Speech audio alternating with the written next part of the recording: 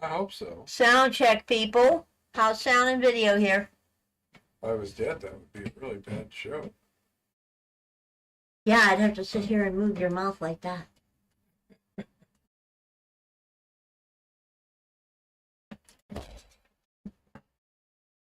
Mr. Virtue says, right on time, family. So, how's our volume? How's our sound and our video, people? Everything working good?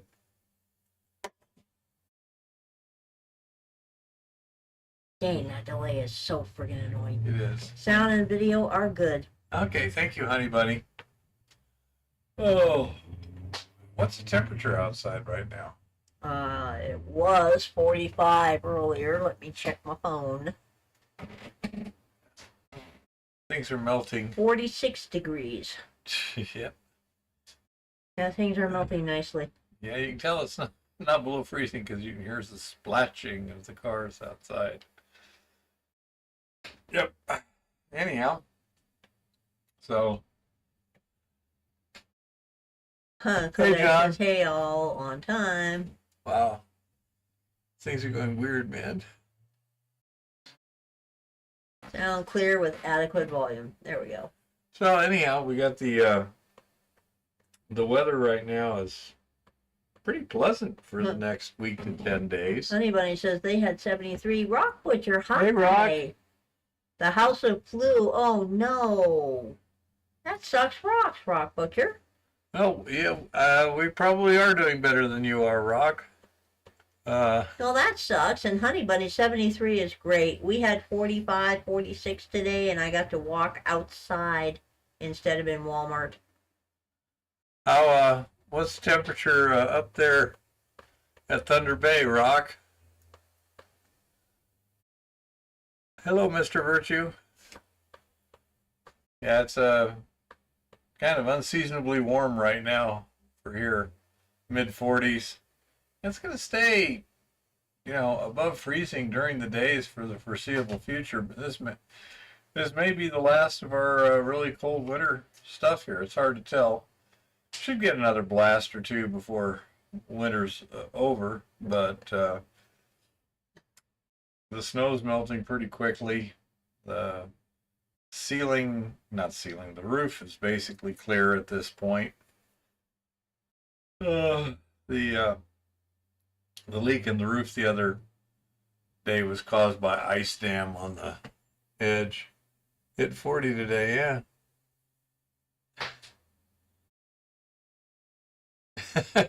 That makes sense. Rock says the town's flooded because the storm sewers are still frozen. Oh. Yep. That figures. We lost half our snow today, down to a foot or so. Wow. We only had, I don't know, about a foot. We only had about a foot on the ground, maybe. It's getting pretty thin now. Patches of grass are starting to show through it and stuff.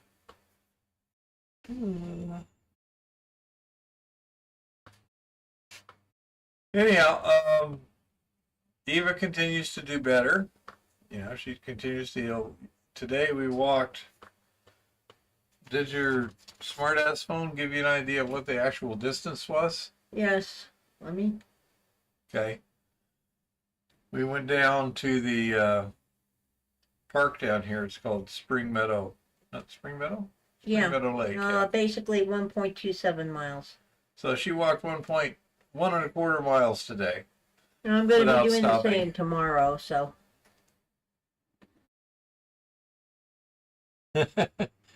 Well, that sounds good. Hey, David. That's how you toughen them up, Rock.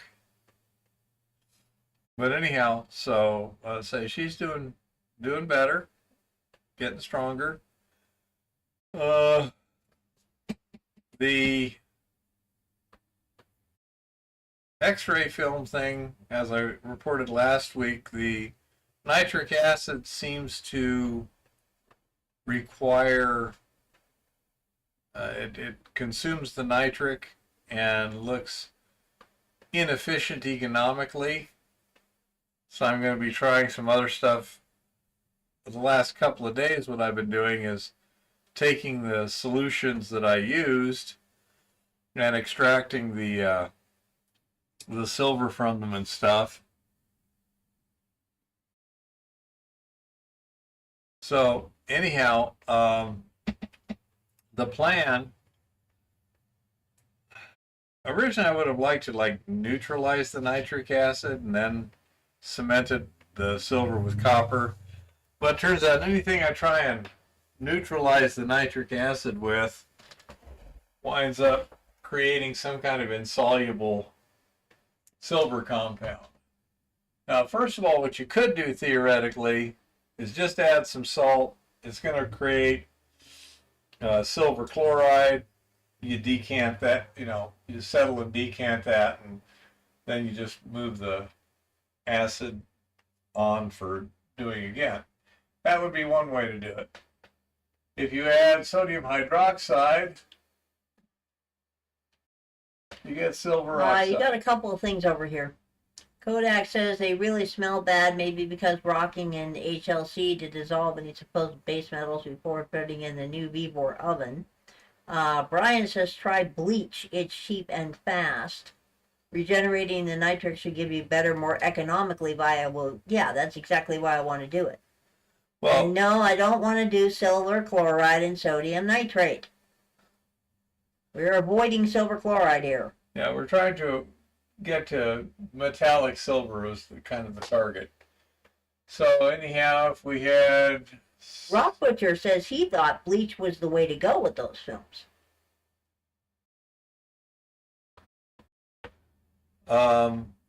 Well, you're going to create silver chloride, correct, Rock? Yeah, Rock Butcher is talking to Kodak. You would not want that label. They were only practicing, yeah. And so you're going to wind up with silver chloride then, correct? Yeah, I don't want to end up with an intermediate product if we can get directly to a final product. We're trying this. So right now, since we had the nitric anyhow, but if we take the silver nitrate plus copper, then we wind up with silver and copper nitrate. Hi, Jean-Francois. I think that's 2. But anyhow, and then we can theoretically get our nitric acid back from the copper nitrate. That's why we're doing it in small quantities to see how it Silver works. chloride can be directly smelted. With substantial losses. The last time we smelted silver chloride, and I did the math and did the serious weight, we had losses. I'm not risking any losses here. Well, it can be direct smelted, but I think we got like 30% loss or something. It was pretty substantial. Honey Bunny says it's easy to reduce silver chloride with charcoal. Hi, Jean-Francois. Yeah, they say there's various things you can do, but again, you add another processing step. We were hoping that we would use so little nitric acid because silver nitrate is extremely soluble. We're looking at 10, what was it? Maybe 40 ounces total. So we were only looking at like a quarter or 2 of nitric acid total for 400 pounds of film. We thought we'd give it a try. I agree. It doesn't seem to work out that well. We can use bleach and get silver chloride. What is the actual formula with bleach? I mean, how much are we supposed to use in terms of a dilution ratio? Anyone got an idea on that? Next, I was planning on using the glycine plus oxidizer. Couple reasons. First of all, no fumes. Bleach has fumes. Nitric acid has fumes. And Honey Bunny says, why were you not cementing it with copper? That's what we're doing. That's what we're doing right now. We are cementing it with copper. Let's say. But anyhow, with the glycine, basically, according to Brian, in order to be active, the glycine has to have an oxidizer, and the oxidizer doesn't last too long. Rock Butcher says he'd have to go back and watch an old Xray Tips video. He's done it a few times. Thank you for saying that, Rock Butcher. I'm going to go see, I'll dig way back through his thing and see if I can find what he's done with Xray film.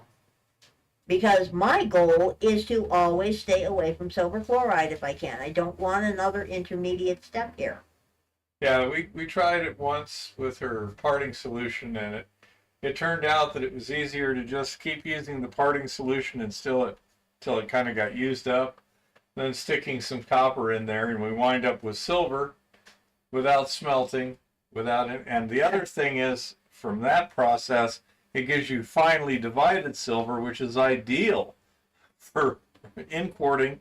Brian says, watch Xray Tips. He used bleach, and Rock Butcher says he had a massive stack of Xray films. That would not surprise me. Yeah.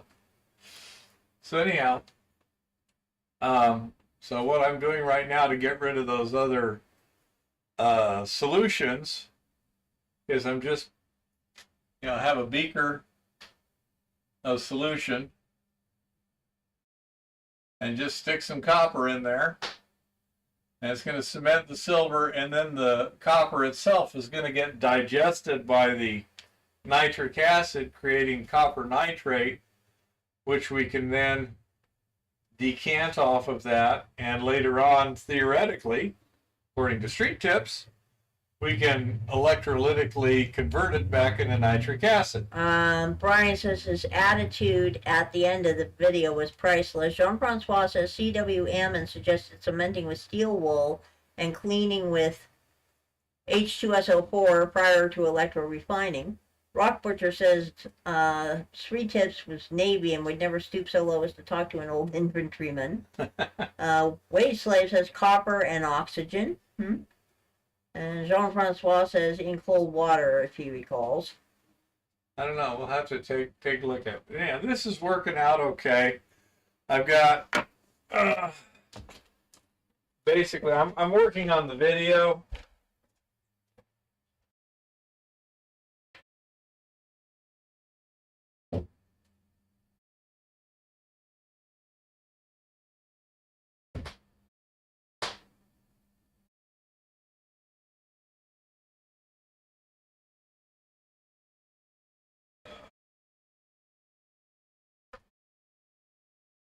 He'll be right back.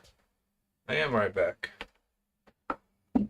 Anyhow, what I was doing was I was digesting the film here, then decanting the solution, then rinsing,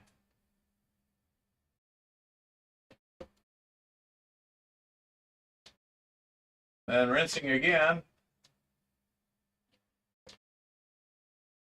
and then rinsing again. And I've been using the, let's see if I can see this here, copper and acid here, starting with the most dilute stuff first. They're talking who joins the military. Now, these are now done. This right here is the first rinse. So instead of the actual digestion acid, this will have the most copper and the most, the most silver and the most acid. And you can see it's still getting a little, you see, yeah, okay. Still has a little silver there. And that's pretty dark with silver nitrate in it, copper nitrate. So after the video tonight, I'll decant this, rinse the silver that's in there. And this is from those other rinse stages.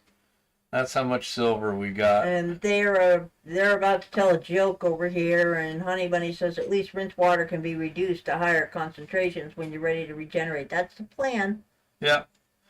Plus, our handy dandy local laboratory guy. He's a very nice guy. And sometimes he winds up with containers left over for various things. For example, this is hexane, or used to be hexane. Take a look at the size of this bottle. He gave me a couple of these free today because once he uses the hexane, he doesn't have a whole lot of use for the bottles. And what's the size on that bottle? That's Half 1 gallon? gallon. Gallon? That's a gallon. Yeah, you know what a gallon bottle like that costs, huh, people? I would think it's a gallon. It's either a gallon or 4 liters. That was something we were going to be talking about, and that's exactly what That's we what do, I Rock am Butcher. talking about. Normally, he puts a lot of copper in there. Yeah. Hey, Lars. Hi, Lars. So, Hi, John. How are you? theoretically, the copper nitrate. The infantryman walked out of the bathroom after drip drying, and the Navy guy shook it off. Okay. Anyhow, so theoretically, you should be able to get almost 2 grams of copper nitrate per milliliter of water. But let me get this back. And yeah, honey bunny, some of those bottles do cost a big amount of money, which is why I told him we should discuss that. Because as all y'all know, hello all y'all. Oh boy, sitting down is very uncomfortable these days. As all y'all know, what passes for a lab in this house is sad and pathetic, okay? And part of the reason for that is because the budget for buying things is somewhere between 0 and you've got to be kidding. So when I found out that our local analysis dude is just throwing out all this cool shit, I'm like, really? So yeah, he saves it for me, and I thank him profusely. He gives me all kinds of great bottles. It is so nice. Well, And thermometers. Oh, yeah, also the regular mercury and other thermometers. stuff, and it's like, yes, yes, yes, yes, yes. So that's the thing. One of the things you should do is if you've got people in town that do science type things, or you believe have a reason to be getting rid of things like 5-gallon buckets, it's a pretty good idea to kind of get to know them and, you know, be friendly and shit and see if you can make off with their trash. So, yeah. I mean, that's just a good place to find them. Cool, Jean-Francois. Hey, Shaggy.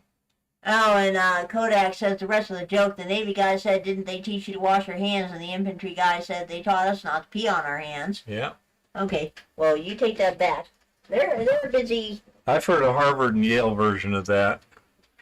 Hi, Shaggy. But anyhow, so that's the current idea, because the Yeah, copper. this is the local water analysis map. Yeah, it's the guy that does our analyses, solution analyses. I mean, he does a lot of water testing, so he gets bottles of things. Yeah. So this hexane, as I understand it, you would take a measured amount of this and a measured amount of a water sample, agitate it real thoroughly, let it separate, and then run the hexane through his analytical equipment, and it will tell him how much in the way of organic stuff like gasoline, diesel fuel, or whatever is contaminating the groundwater. So it's a consumable for him. He winds up with empty bottles. And he uses one as a sharps container. And I know his secretary uses one at home for change jar, stuff like that. So you never know what you can get for free. It's an organic solvent. I don't know. I have no idea what he uses it for. Yeah.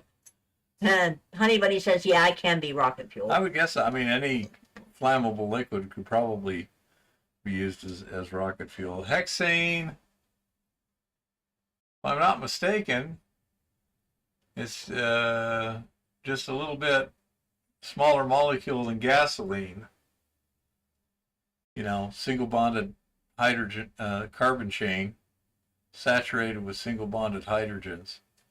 Yeah, hexane, hexane, heptane, octane.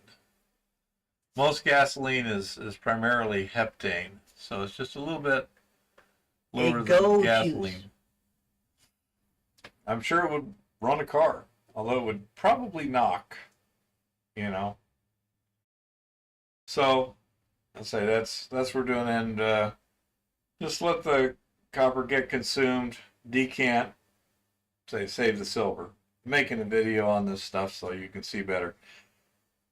At this stage, the amount of nitric acid in it is sufficient that the copper effervesces reasonably well, and it's a pretty durable foam. So if you're going to do that, be careful. It'll also accelerate. If you put the copper in initially and it's not doing too much, you come back a half hour, an hour later, and it's effervescing much more substantially.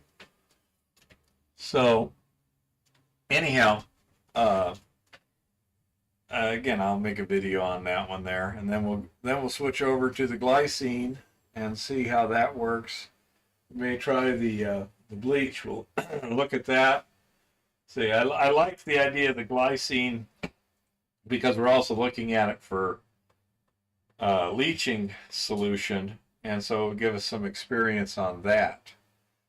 According to the test Brian has done with gold foil, it's actually twice as fast as Eco Gold X. And if you're using it in a standard leaching system, you could use like an ozone generator to produce your oxidation potential. And then once you were done leaching, you can deoxygenate the leach solution and then cement it real well. Again, that's one of the nice things. The mercurocyanide process uses the same thing. By changing the oxidation potential, you can get the cyanide solution to either dissolve the gold or not dissolve it once it's cemented during the zinc precipitation. I also posted a video this week on the resin stripping.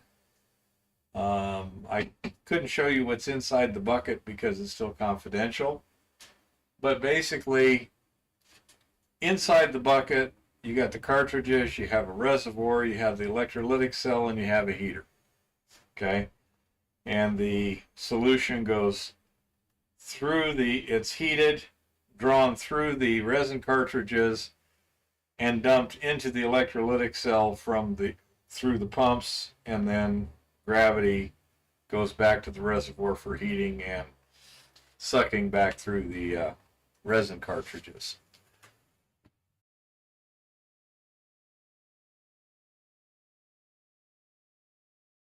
Yeah, you're right, Jean-Francois. I don't know if you saw the test that Brian did, but it seems to work twice as fast as the Eco Gold X. Another potential benefit, we'd have to see what concentrations and stuff, but Eco Gold X is regulated very similar to cyanide here in Montana. Apparently it's got like the ferrocyanide ions in it, like iron ferrocyanide or something. And the ferrocyanide has a certain dissociation rate into cyanide itself, and that's what's doing either all or a significant amount of the actual dissolution of the precious metals. But the Department of Environmental Quality here in Montana says if it's a carbon triple bonded to a nitrogen, it's cyanide. Even if it's part of a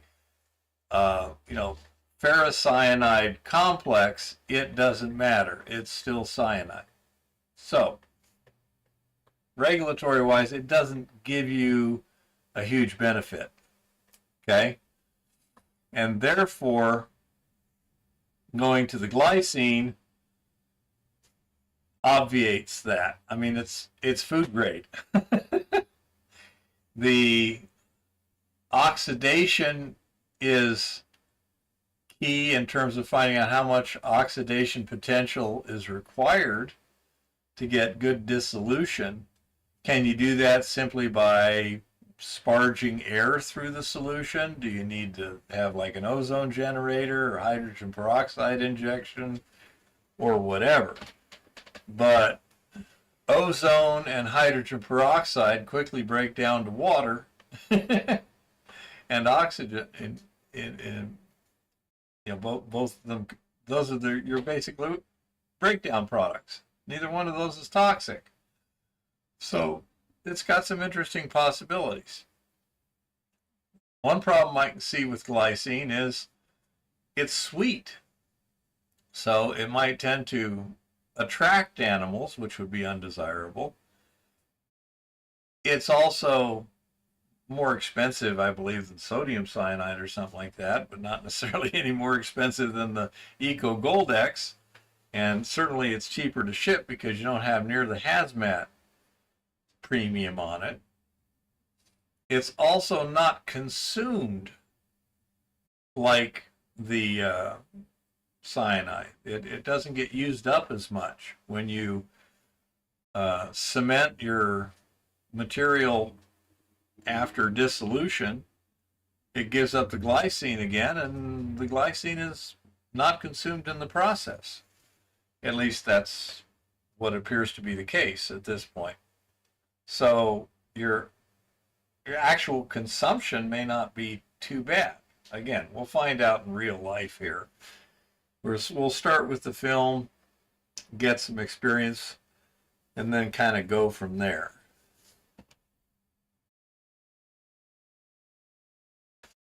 Sure, Brian. But anyhow, so that could be the thing. Since it's faster than the Eco Gold X, which is probably fairly similar to cyanide. Jean-Francois says, I found 3% H2O2 dissolves thick gold fillings of old watches very fast. Thick gold filling on old watches. Wonder what complex that's making, Jean-Francois. Any idea? Yeah, that was my wondering. I mean, maybe a gold oxide somehow or something. I don't know. Gold oxide, I wouldn't think would be terribly soluble. I wouldn't think so either. Gold hydroxide, maybe? I have no clue. But we can get hydrogen peroxide up to 40%. We can get us. Yes, but you can't use it safely, easily. By the way, if anybody has a use for 30% acetic acid anywhere in here, chime in, please, because that's down at the Home Depot and I want it. Yeah, they got that now. I want an excuse to buy it. Oh, Jean-Francois says with glycine. Okay. Oh, okay. Yeah. The thing about the glycine, though, is if it's got great kinetics, then it should be fine if you're dealing with a high-grade tank leach sort of situation, as opposed to a pad leach or a heap leach. So in a case like that, where everything is contained anyway, its attractiveness to critters probably isn't that terribly important. But say we'll be doing some testing on that, and I'll put some video out there on it. And we'll see what happens there with the film. Did on the stripping circuit, Brian, did you find that useful and informative? Because I say that's all we need. Those individual cartridges with the resin that we're using are holding like 3 to 4 grams each of gold max under our conditions. So it works pretty well. That stripping circuit could hold 3 cartridges, but I knocked one of the pumps off of its mount and just left it out of the way, because since I only had 2 to do, why bother?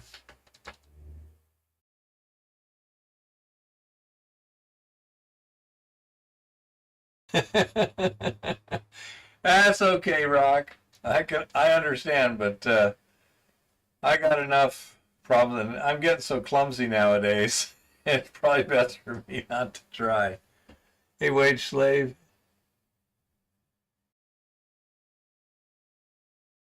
Not for what we're doing, wage slave. It might in certain cases. How many pounds of camera film you got? I've got X-ray film and theoretically about 400 pounds. I wish I could get camera film. You know, we got a modest amount for testing purposes. The new shredder that we got turns it into a pretty nice product for testing. Let's see, can you see that? Probably. Kind of hard to see what's on the screen there. But these nice How many pounds? Yeah. little chunks Yeah, little tiny shreddy things. that are ideal for small batch testing. Works really well. So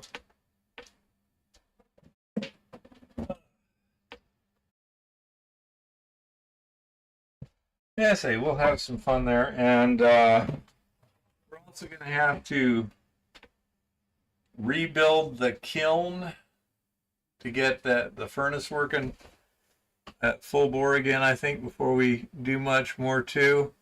Plus, we'll have to figure out where we're going to put it to get good ventilation.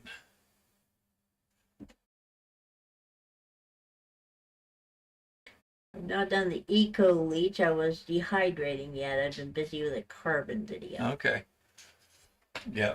So that's why they use intermediate products like carbon or resin in the lower grade materials. I'm having they don't have problems to with deal with filtering that. suspended solids from pregnant solution. Any good ideas? Okay, who is this? Jeff? John Faber. John. First of all, try settling whenever possible. Unless they're extremely fine particles, you can usually settle them effectively in reasonable time frames. Now, in a continuous flow operation, that can be done too. There's specific kinds of equipment called clarifiers and thickeners and such as that. On a smaller scale, time is pretty much a really good option. You just let it settle and then decant the clean stuff off the top. But they do make some clarifiers that work pretty well. X-ray film 14 by 17 typically has 3 grams of silver per sheet. For medical X-rays, typically lung injury in images for that size of film. Well, this is going to have less, this actually has less exposed usually on it than a typical medical X-ray, because the chiropractor dude is usually only, X-raying a joint. Well, no, it's still the same sort of stuff. But yeah, I mean, I'm figuring it's going to be around there somewhere. Oh yeah. We were told that it's generally around 1 ounce for every 10 pounds, which I think is a little bit more than what your number is there. But that's part of what we're verifying right now, is how much did we actually get. Yeah. Okay. And Honey Bunny is also correct. A flocculant is a material that you add to it that makes the little teeny particles stick together better. Sometimes lime is all you need is a good flocculant. Other times you can get a pool clarifier liquid over down at Home Depot and stuff. It doesn't matter Brian your says chemistry. 5 cents a sheet on his side is what he's getting. So, as I say, it's one of those deals where there are ways to deal with that. Filtration is kind of my last resort. It's a pain. It's usually a bottleneck.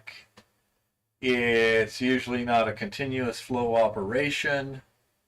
It's just got all kinds of negatives to it.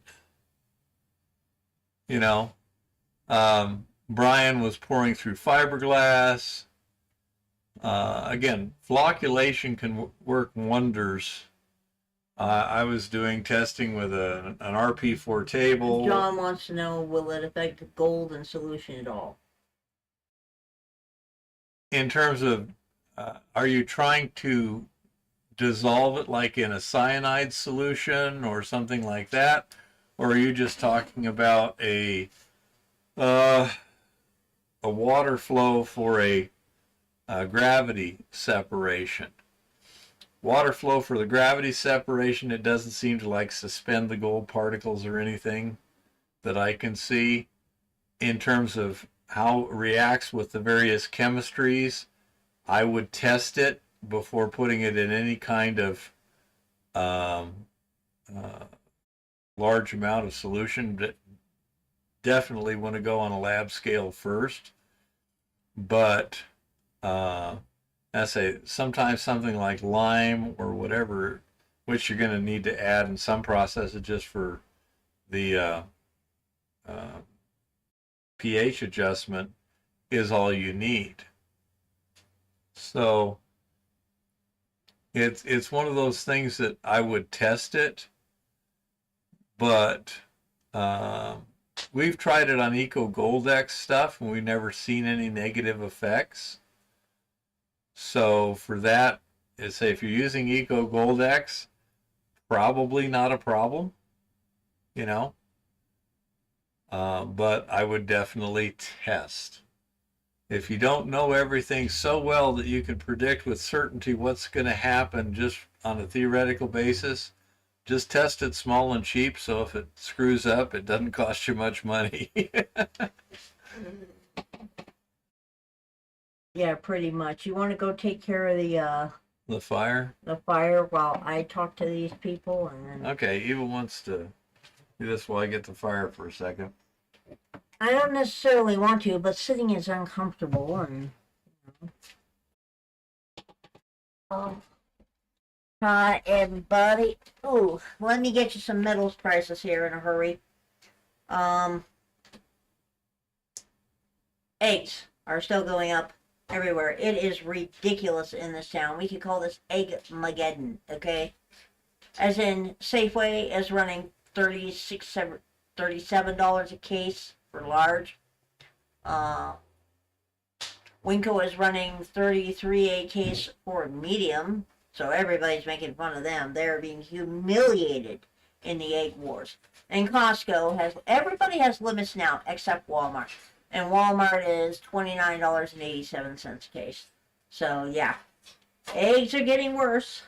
Many things are getting worse. Now the last time we went to our local coin shop, they had a lot less variety than they usually do.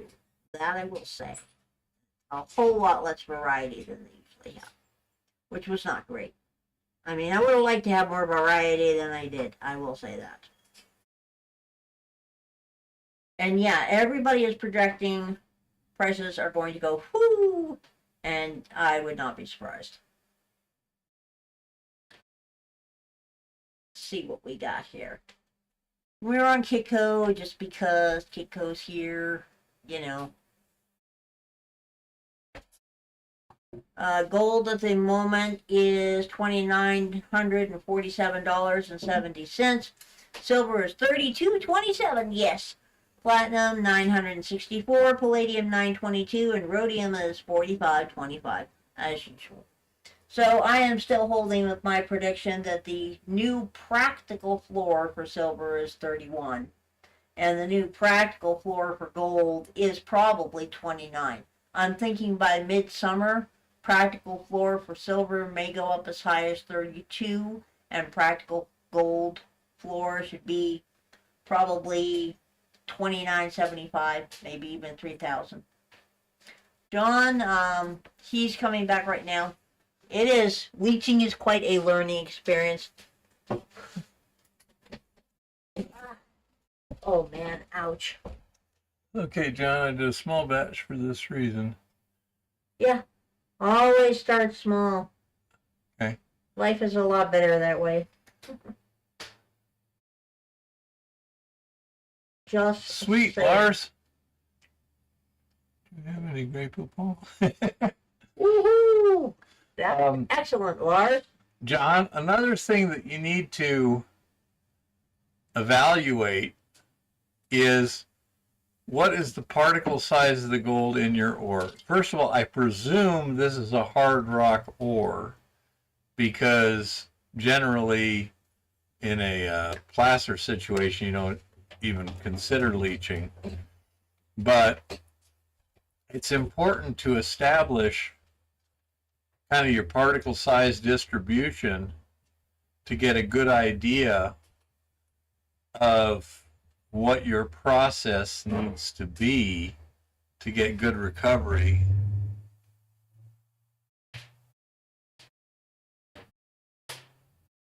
Yeah, I saw that too, Jean-Francois. Not sure if he's accurate on that. I think it was are at risk of as opposed to actually will.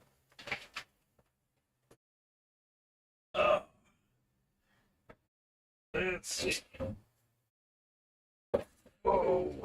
Hey, these slippery floors. Oh, great. You probably screwed everything up now. What? No, that's why I got the floors marked. But anyhow. Okay, so here's our situation. We have two ores.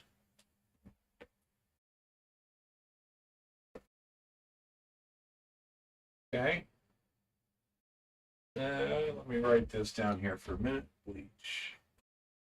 Tell me to fix the camera. Hold on. I didn't touch the camera. No. I'm going to get it on here. Oh, okay. Yo.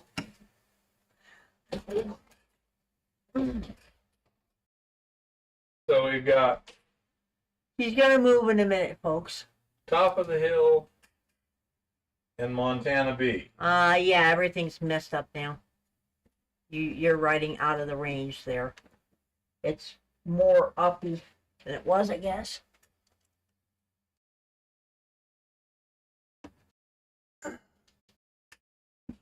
Hold on. Don't touch anything. I'll take care of it. Can you see it?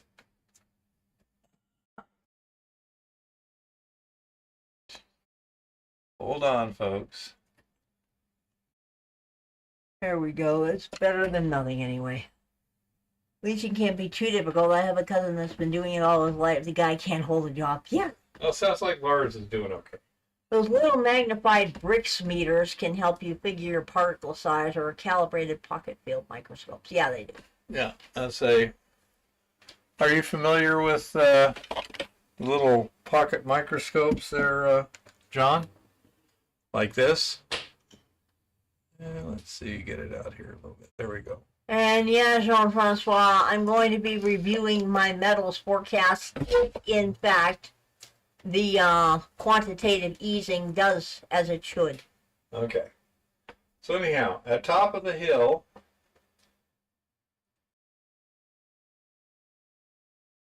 it goes through a gravity process first. And in this case, it seems to be getting about 70% recovery on a simple gravity process. And then it goes to an Eco Goldex leach, which should get the vast majority of the rest. Montana B, on the other hand, with a highly efficient gravity separation, you only get about 20%. And so the rest with the EGX leach is like 80% recovery. Okay? Now, because not only this is so small, but the particles that we were recovering were relatively small. We figured that if you just eliminate the gravity separation, you're probably going to get 85 to 90% pure leaching. Top of the Hill, these particle sizes are much larger, And so the Eco Gold X leach is not going to get some of those in a reasonable period of time. So I would figure that if it was a pure Eco Gold X leach, we're probably going to get 50%. As it is, we're probably getting about 20% of the remainder for a total of 90. Now, a simple way,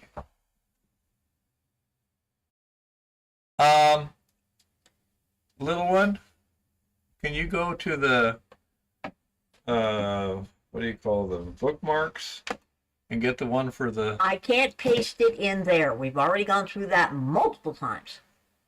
I cannot paste it in on this screen unless I can pull it up on this screen, which is gonna, I don't know if I even can. Okay? Okay. John, do you have my email? Because if you do, I will just send it to you. Yeah, John, just email us and we'll send you the information. Yeah, I can give you the link. Those are about a $65 item, and they're real easy to use in the field, the lab, the whatever. But if you... How fine are you crushing your ore? I'll get back to that in a minute. Is a good question. Do you know if you're getting good mineral liberation? These are all kind of critical. He'll email us things. later. Okay. What you need to do is, how fine are you crushing your ore? Are you doing it basically a small batch process, like a little chain mill or something like that? Or what kind of mill do you have, and how fine does it grind it? So 100 mesh minus. okay, that's pretty good grind. Okay, if you take that material and then hand pan it, don't try and get it down to clean gold. Just hand pan it to a good concentrate, set that to the side, and then compare the head grade, before you started panning, split your sample, pan it out, and then the tailings from the panning. That'll give you a good idea of how much is gravity recoverable. That makes a huge difference in terms of how you want to go about things. In the case of ours, we started Montana B, so we had no gravity circuit involved once we figured out how fine the gold was. I mean, Montana B, by weight, 80% of the gold is 6.8 microns or smaller. And we know that because we paid to have an electron microscope figure all that out. On the other hand, top of the hill, we seem to get 50% easily recoverable by a simple sluice. It's, kind of optimized for fine material and, like that. Because we run the pulverization circuit, we do a dry grind for a couple of reasons, but that don't necessarily have criticality to them. It's just, it makes it simpler for us. Slurry it, run it over a sluice. We slurry it with the Eco Gold X solution, run it over a sluice on its way to the agitation tank, and we get over half the gold in the sluice. So in a case like that, you might be better off in a production setting of initially just doing a gravity separation and stockpiling the tailings for later leaching. And so that is a possibility. I mean, if you're looking at an actual production situation where you got a mine and you want to try and make money and stuff, then a lot of times, permitting wise, etc., it's a heck of a lot easier to permit a gravity separation than a leaching circuit. So it might make a lot more sense in a particular situation to run a reasonably good gravity separation and then just stockpile your tailings for later leaching, and don't worry too much about it. But it's all very much ore dependent, which is why you need to start by taking your crushed ore, splitting 2 samples, and then hand panning 1 sample, and then assaying the head and the tails from the panning, so that you know how much you can recover by gravity. You can hand pan if you're not trying to get down to clean gold. You can get pretty darn good recovery on things down to 400 or 500 mesh. It's not that hard. If you're trying to get to clean gold, yeah, you're going to have significant losses trying to visualize that gold. But if you pan it, what I would typically do is pan it twice. Pan it twice and then repan the tailings. That'll give you a good idea what a reasonably high efficiency gravity separation will do. Cheap. That gives you a good idea of what you should focus on. Gravity is cheaper. Gravity is simpler. Leaching is what you do if gravity isn't good enough. Jet dry. Yeah, we actually don't use any jet dry or anything like that in our sluice even. Oh, heck no. No chemicals in that sluice. It's pretty hilarious. It seems to work pretty darn good. Well, no chemicals are going in my leach solution. Just real simply. I mean, for all I know, the Eco Gold Desk itself tends to break the surface tension. Plus, we have some lime in there, which may or may not. I'm not sure. But yeah, it's pretty darn impressive on that top of the hill stuff. If the top of the hill was where we'd started, we wouldn't even be worried about leaching at this point.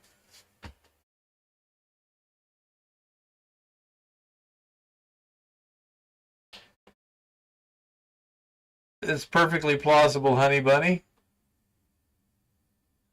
They're working on it, Jean-Francois. They're working on it. Plots are already a crime in Germany. So, those are pretty nebulous. So who knows what they're going to come up with. Oh. But anyhow, and next week we will probably be going to Butte to do some research at the university there in terms of looking up old records and stuff. So we'll probably talk to Dave after we've done the confidential part and everything. We'll let him know we're coming and touch bases with him while we're there. Anyhow, that's basically what's up here. Do you have any more questions, John?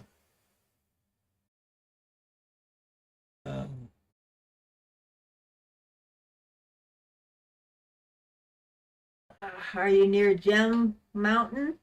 No, Brian, we are not that near Gem Mountain. We're several hours away from it. But we saw that video that Dan Hurd did, and yes, I want to go to that sapphire mine.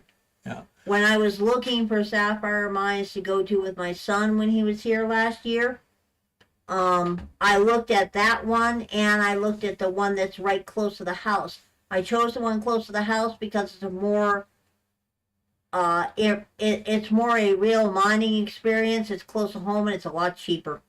Well, the owner there was really interesting to talk to. Oh yeah. Because he had that gold mine down there in Arizona. He had some interesting specimens. Oh man, Kodak says in Minnesota they just said your car is now public space while on public roads. Yep. Summer coronavirus? I hope not. Yeah, honey bunny, I saw that video, and I do want to go to that mine, but it's going to be a significant financial investment because it is a lot more expensive than the one we went to. And I already told Dude over there, whether he likes it or not, I want to get some facetable sapphires heat treated, and I want to get them faceted, and then I want them made into custom jewelry for me. Honey Bunny says they actually made laws against solar power in one Minnesota town. Well, I'm not a fan of solar, so that's okay. But yeah, I saw Dan Hurd's video. It was cool. Actually, what's his name? Jeff Williams made a pretty good video this week too. Yeah, Jeff Williams had an excellent video. Yeah, we definitely have. What did you find out about? I know you had protesters in Yosemite protesting the Interior Department. I have found nothing about that secretarial directive. It is not out where the public can see it yet. If it's even in extant. Well, they claim it is. Yeah. So, anyway, about that, you may have heard or you may have missed that the park rangers over at Yosemite decided to climb up on top of El Capitan and fly a huge American flag upside down on El Capitan, the universal symbol for distress. You know, the one that the left said was treason when we do it. Yeah, but exactly. That's another thing entirely.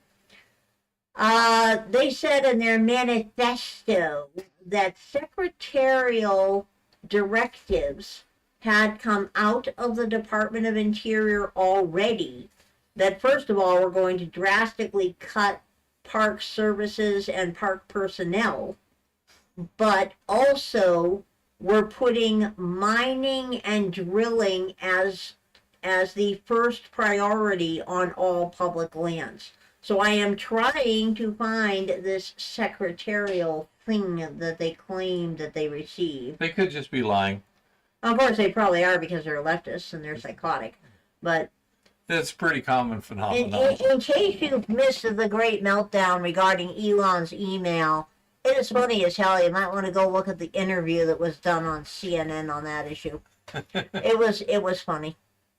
There is a massive meltdown going on in our bureaucratic class, which comprises 1% of America's population. Yeah, you heard that right. 1 in 100 people work for those yo-yos. So Elon sent out an email on Saturday. Now here's a little test for all y'all. I did the test on X myself. The email basically said, it went out on Saturday, by the way, your employees, I want a 5-point bullet point checklist of what you did in your place of work, in your official capacity last week. Now, Elon is doing this for a couple of reasons. First of all, he wants to find out if anybody's actually working.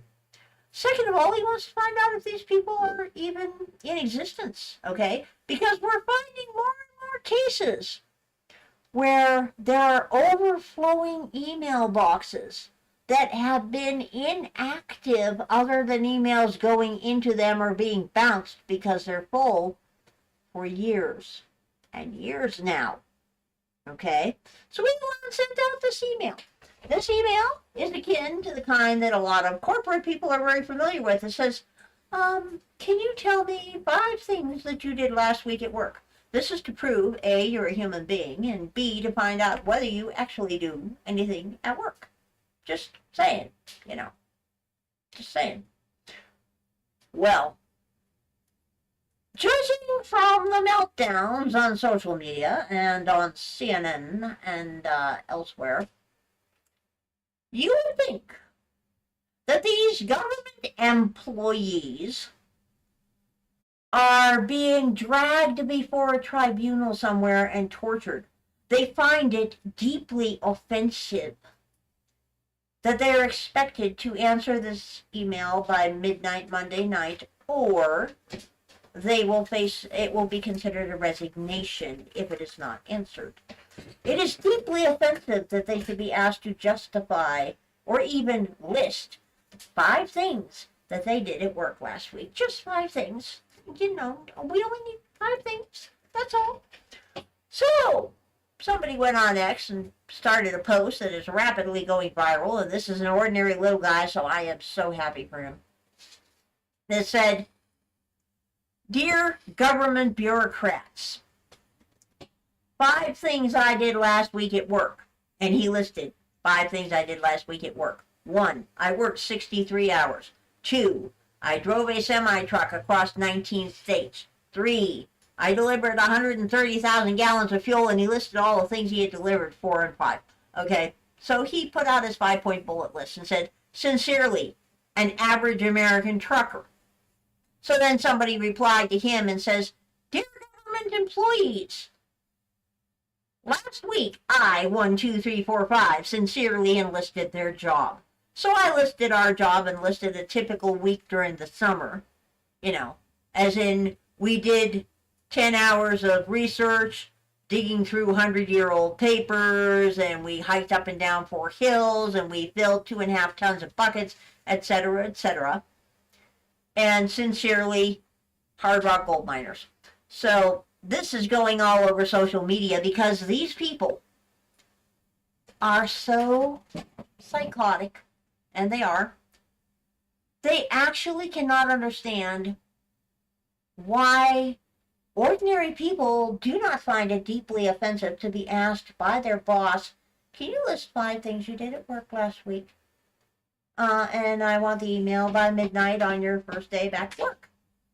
You know? Yeah, and I bet, honey bunny, that in the course of doing that, whatever that thing is, it has 5 components to it.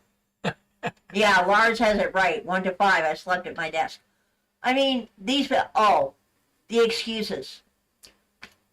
Oh, it's the weekend. I have a security clearance. I'm not even allowed near my government equipment or to check my email until Monday. So it's going to take you from the time you walk into the office Monday morning to midnight Monday night, and you can't fill out an email.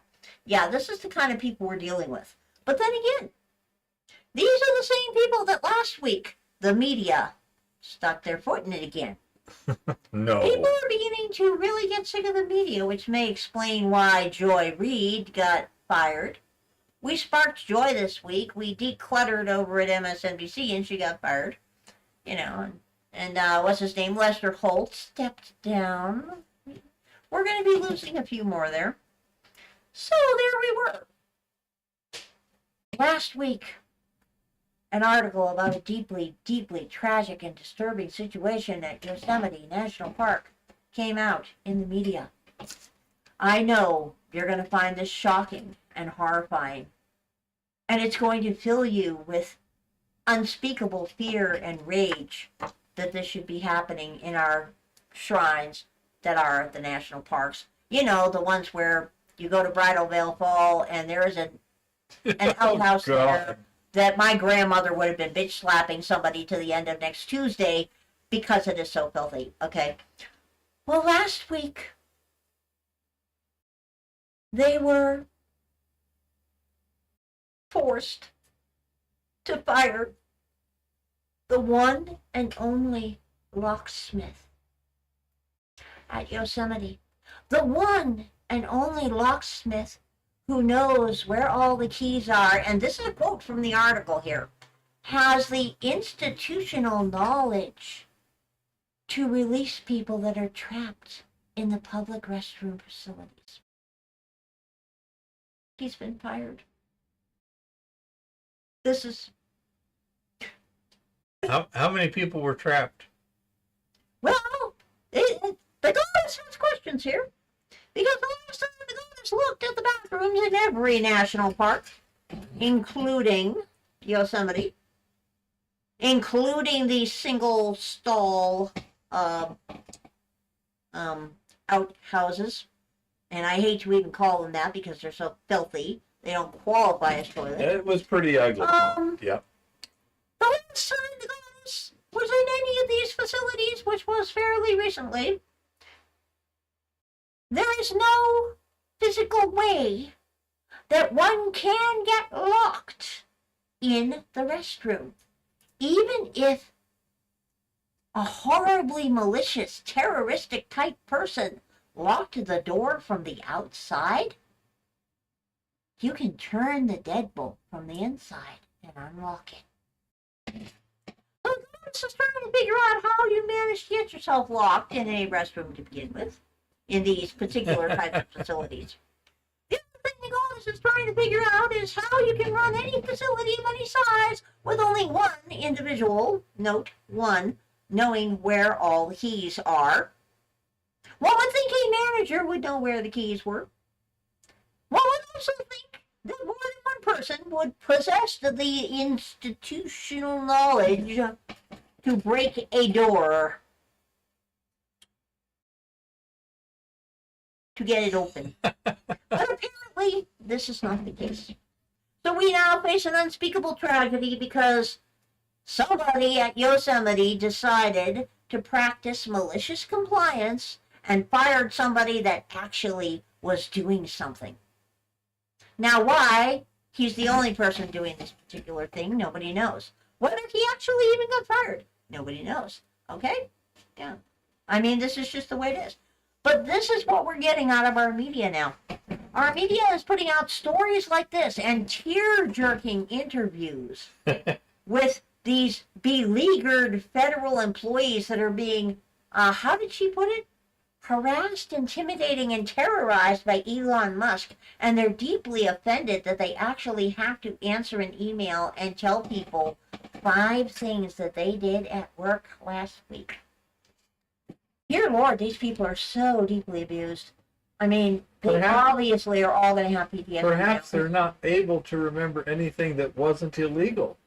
Well, we're getting to that. In case you missed it, it turns out that the NSA, the CIA, and the DIA, and probably the FBI, anyway, all the intelligence agencies, all have a chat system called Intelink.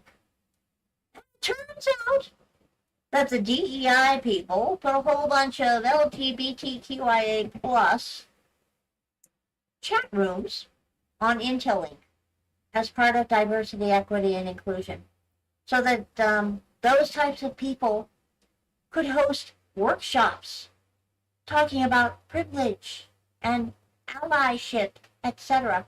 Well, when somebody got hold of the chat logs, courtesy of a whistleblower that hopefully will not accidentally commit suicide in some impossible manner, it turned out that those chat rooms during business hours are being used to discuss castration fantasies and the installation of artificial vajayjays in dudes in dresses, and how the dudes in dresses are looking forward to using their artificial sacred vajayjays and exchange pornography and other bizarre and unaccountable things. So, when this news broke on X, Elon won the internet for the day because he replied and said, well, now we know what all of them did last week. That was the end of that discussion. And in case you missed it, I don't know if this came out before the last Live stream. The retirement system. Apparently only about 10,000 people a year can actually successfully retire from the federal government, meaning their paperwork actually gets processed here. Well, it turns out the reason that only 10,000 people a year get their paperwork processed is because the very small and one and only retirement office that the federal government uses is located several hundred feet underground in an abandoned limestone mine, and the entire retirement process still happens on paper with pencils and stuff. To which I said to the yo-yo over there, the dude, I'm like, remember all the times we have joked that the mining patent office is probably one 93-year-old lady in a broom closet somewhere trying to process patent applications with a pencil and paper, and she's legally blind? It seems that that's the way the government retirement system works. Amazing, isn't it? Well, The things we are finding out from Doge, and Doge is going to start a new enforcement arm. The new enforcement arm is going to be called the FAFO, the Federal Accountability and Financial Office. That will be the enforcement arm for Doge. So yeah, they're going to FA and they're going FO, and that's the way that works. Just saying. Well, the other thing, has anyone seen a definitive answer to the question of these tens of millions of Of course not. geriatric Social Security people who have Social Security records, there's tens of millions of them that are over 100 years old. Well, let me put it this way, dude. For the last 15 years, watchdog agencies have informed the American people just about every year that there are approximately 5 million people that are collecting Social Security that either are dead or do not exist at all in the first place. This is the same kind of number as the fact that for the last 3 decades since Ronald Reagan, we have been told we have 11 million illegal aliens. So I suggest you take the 5 million number, you triple it, and you subtract the square root of pi, and then you multiply it by a Fibonacci sequence, and we might get an answer. Well, the thing is, having 20 million people listed as not Exactly, dead. Mr. Virtue. Elon is practicing major meme magic. This is next level meme magic. But anyhow, so you got 20 million people who are not dead, who are over 100 years old in the Social Security system, according to the Social Security system. Now, assuming they're not largely collecting benefits, it's a hugely embarrassing, horrible accounting and paperwork system. Assuming they are collecting benefits, you've got a huge financial scandal of epic proportions. Either way you look at it, it's simply amazing on the face of it. You don't even have to say, well, it could be. It's like, no, it's bad. The question is, how bad? Oh, but yeah, it's pretty hilarious. Oh, and everybody should contact Nancy Mace and scream at that bimbo. We are all pissed at her today. Just saying. Yeah.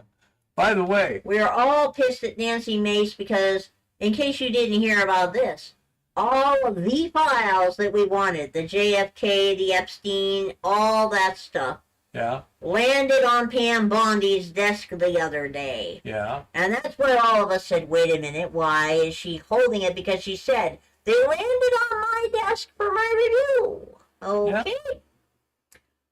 Well, now we hear from Nancy Mace today that they've started some sort of a committee in the House. A committee for accountability and transparency, etc., that will now be reviewing the files so that they may be released at some point. No, we don't want frigging committees. We want them unredacted. We don't need their approval. We want them unredacted, and we want them out. Well, but here's another thing. President Trump said he definitely would like to see the gold in Fort Knox, if there is gold in Fort Knox. Well, we don't think he'll get away with that either. Somebody, I don't know who it was, quickly suggested, why don't you do a live stream? And it's like, yeah, that would be hilarious. But yeah, you're right, it would be direct deposit. And if you got 20 million people who are dead collecting money via direct deposit, it shouldn't be too hard to figure out who's getting the money. It may take a little bit of legwork to follow the transactions, but it should be fairly straightforward.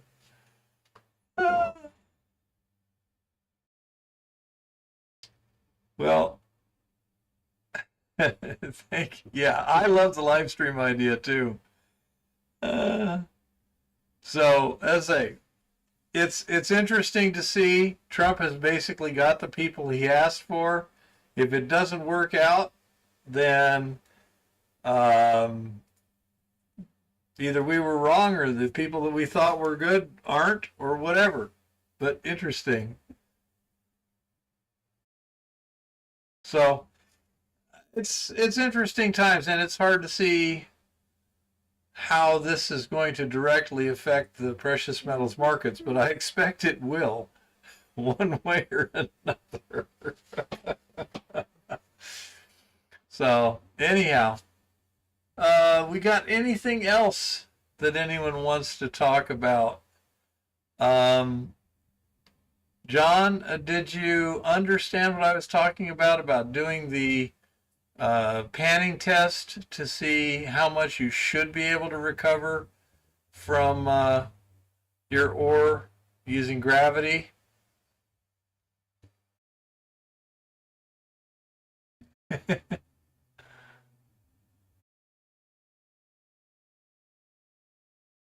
I would agree, honey bunny. And that's the question, you know. Um, it's somebody should have an XRF with them at the time and like that. Oh, absolutely, Mr. Virtue. I mean, they can make it a pay-per-view and they can make some serious jack. Because how many people around the world would want to see that in real time? Oh my goodness. Yeah, it's interesting times. And the call it radical left is now openly talking about civil war, and Donald Trump was why they created the Second Amendment and stuff like that. And assassinating people. Yeah. So it's not getting more peaceful in general. It's getting more, what do you call it? Divided? Polarized. You know, it's getting more polarized, but yeah. It's just a fascinating situation we're in, but it's far from settled. Not a bad idea, Jean-Francois. I don't know how deep XRF goes, honey bunny. So ran through VDR first, then put the rest into solution as far as he's gotten. So. Okay. Yeah, I say to get numbers, you're going to need to assay some stuff.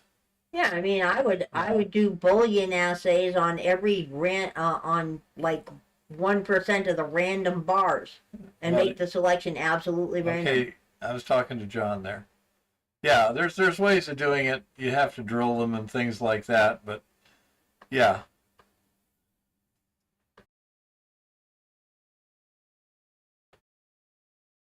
Could be, honey bunny. It's going to be real interesting to see how this all works out. And it is fascinating to see how people are looking at stuff.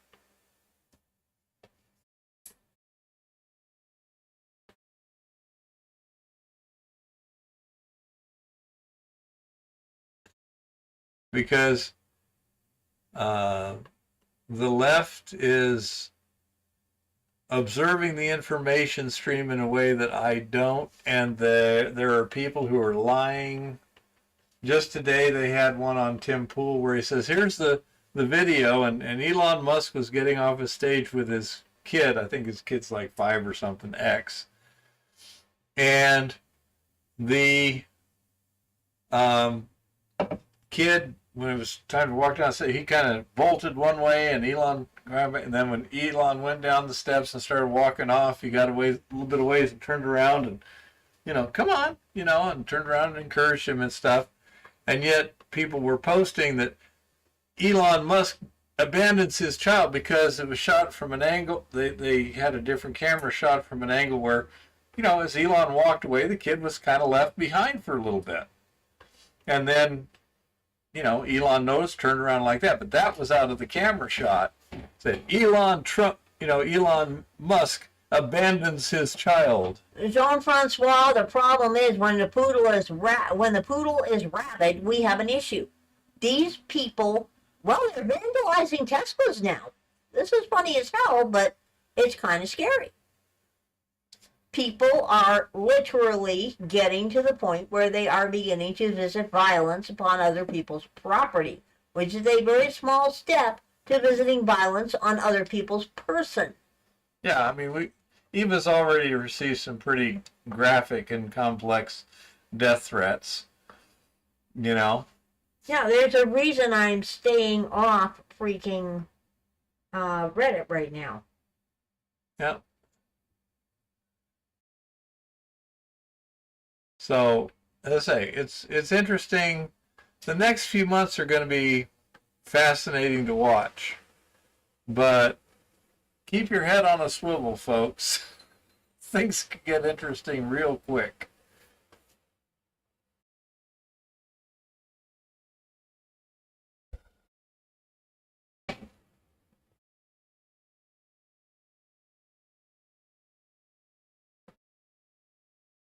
He's been working on it a while, honey bunny. Still hasn't found a real nice, juicy spot to start.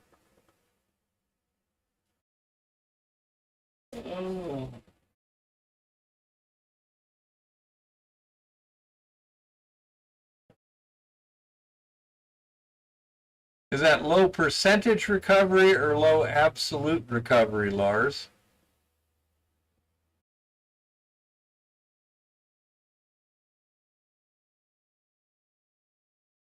I don't think you'd fit very well in Los Angeles County, honey bunny. Yeah, it's again, that's going to be very interesting. There's a lot of things that are going to be very interesting. And we'll see how they all turn out. Well, okay, if so you've got X amount of gold and you're only getting like 1/10 or 1/5 of X, or is it just you're getting low output without knowing what the head grade is?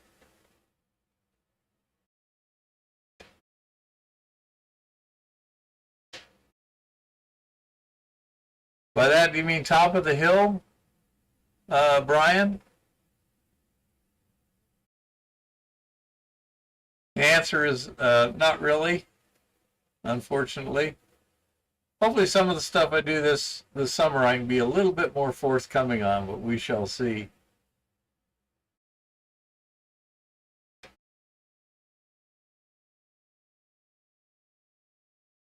Yeah, it's kind of impossible to tell what the head grade is with just that data. And assays cost a lot of money. So I can understand the problem. That's why it's nice if you have something where you can get some assays and some hand panning and cross-reference them so you can look at the pan and get a pretty reliable idea of what it is in the head grade. That makes it a lot easier to deal with the situation effectively. You know, that's why I really like that. Of course, as you've noticed, we've developed this hand panning for the head grade, you know, for the ore, hand panning for the concentrates, the spot test for the Eco Goldex solutions, the copper strip test for the stripping solutions, and that sort of thing, so that because you really need to run a lot of tests to keep from wandering around blindly, but they get really expensive and they can be really time consuming too. And that is a problem. So we spent a fair amount of effort and got kind of lucky developing some tests that worked reasonably well to give us answers that we can use quickly and cheaply.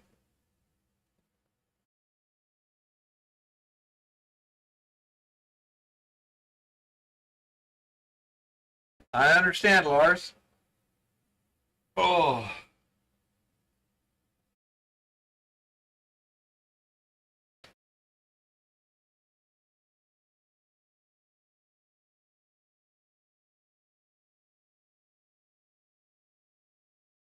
Yeah, that can be important. You hate to run too many, but what I tend to do, especially with a new mine, if I'm on a budget, is to crush and split down, and then I'll pan the samples, and the best 2 or 3 I send off for fire and see, does it have a lot more fine gold that I'm not seeing, or am I seeing everything, or whatever.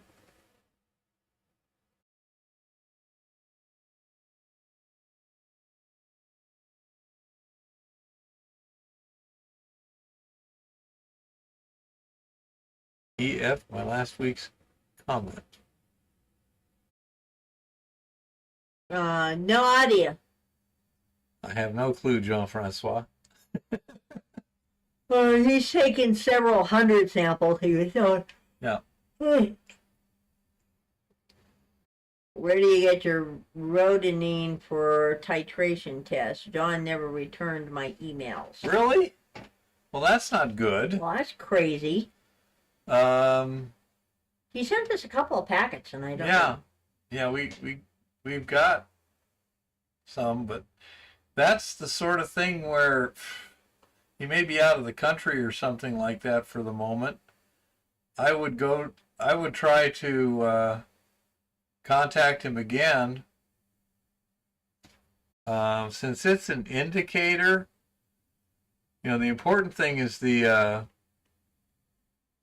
silver nitrate concentration. The other is just an indicator. You should be able to get, I think it's fluorescein actually, but I'm not sure.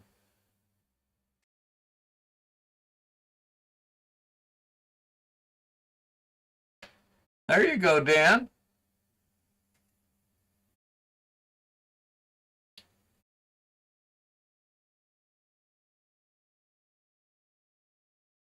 Yeah, because that would be good, Dan. Get more. Oh, that would be excellent, Dan. We would love that. Yeah.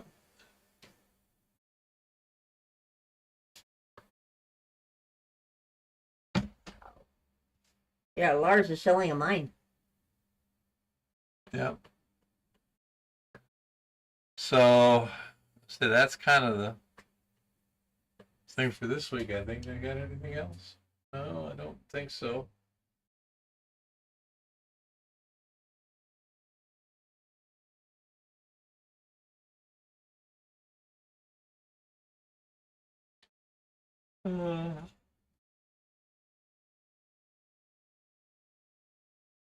Any other questions, suggestions, or anything at this point?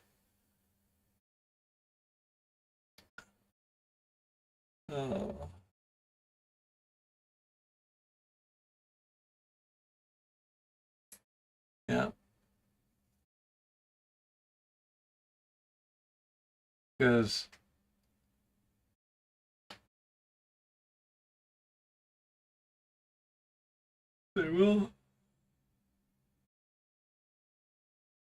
we're kind of in flux right now.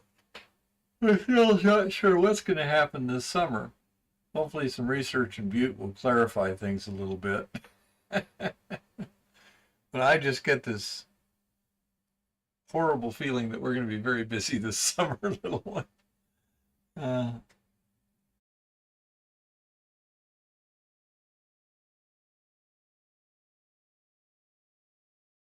Okay.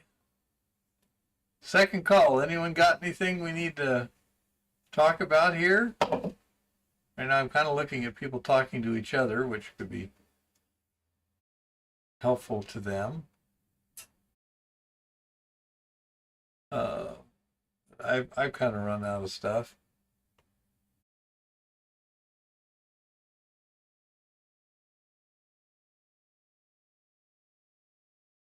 Well, why don't you go ahead and post, Honey Bunny? Eva's kind of a little sore here. It'd be better to get her back on the couch and stuff. Yeah, it'll be interesting to compare videos this week, Brian.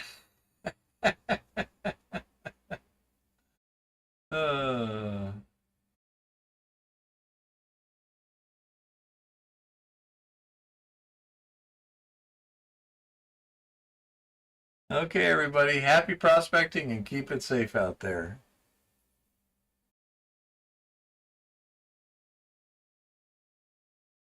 Yes, you can have gold in pretty clean looking quartz. You can have really good gold in it. It's called a low sulfidation deposit. Yeah, like the stuff that we have up at the top of the hill. It does not look like it's got gold at all, but that's where most of the gold is. Yeah. I've seen 40 ounce per ton in pretty clean looking quartz. So we'll go ahead and call it a night, everybody. Happy prospecting and keep it safe out there.